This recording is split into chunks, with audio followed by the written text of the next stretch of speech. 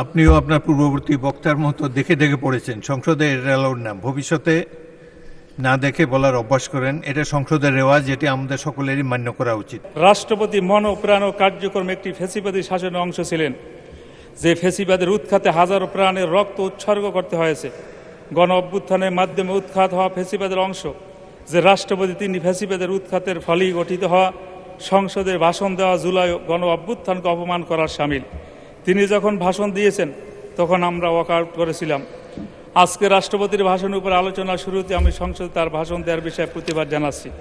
মাননীয় স্পিকার, রাষ্ট্রপতির ভাষণ সরকারি দলের স্তুতি ও তাদের অতীত সাফল্যের বর্ণনা, আগামীর প্রতিশ্রুতি সমন্বিত একটু উপত্থান, যা সরকারি দল কর্তৃক লিখিত হয়। রাষ্ট্রপতির এবারের ভাষণও এই সত্যের কোনো অন্যতা হয় নাই।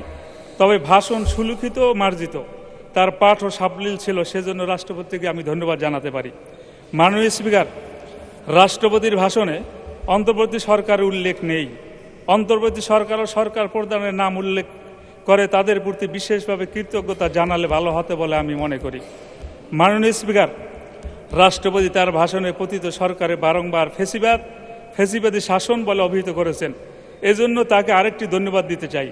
তিনি এটা মন থেকে বলেছিলেন কিনা জানি না, তবে তার মুখে বারংবার আলোচনা শুনতে আমাদের ভালো লাগছিল।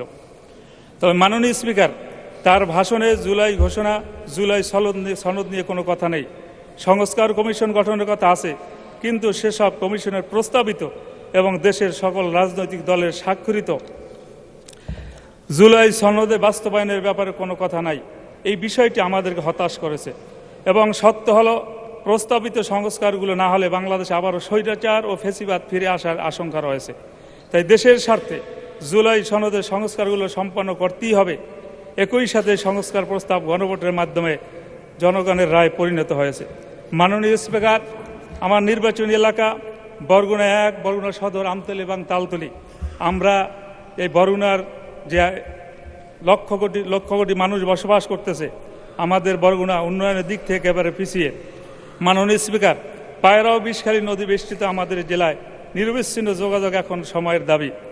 জনভোগান্তি লাঘবে এই রুটে দ্রুত একটি আধুনিক ফেরি সার্ভিস চালু করার জোরাল দাবি জানাচ্ছি। অত্যন্ত মানবিক ও দুঃখের বিষয়। তাই আমার নির্বাচনী এলাকার রাস্তা, ব্রিজ, কালভার্টগুলো অতি দ্রুততার সাথে পুনর্নির্মাণ একান্ত প্রয়োজন। মাননীয় স্পিকার, তালতলী বরগুনা থেকে বিচ্ছিন্ন একটা উপজেলা, এ জায়গায় একটা দ্রুতগামী একটা ফেরির ব্যবস্থা করার জোরালো দাবি জানিয়ে আমি আপনাকে অভিনন্দন জানিয়ে শেষ করছি। আল্লাহ হাফেজ। আসসালামু আলাইকুম রহমতুল্লাহ। ধন্যবাদ মাননীয় সদস্য। আপনিও আপনার পূর্ববর্তী বক্তার মতো দেখে দেখে পড়েছেন। সংসদে এটা অ্যালাউড না, ভবিষ্যতে না দেখে বলার অভ্যাস করেন। এটা সংসদের রেওয়াজ, যেটি আমাদের সকলেরই মান্য করা উচিত। অত্যন্ত বিনীতভাবে আপনাকে জানাচ্ছি। ধন্যবাদ।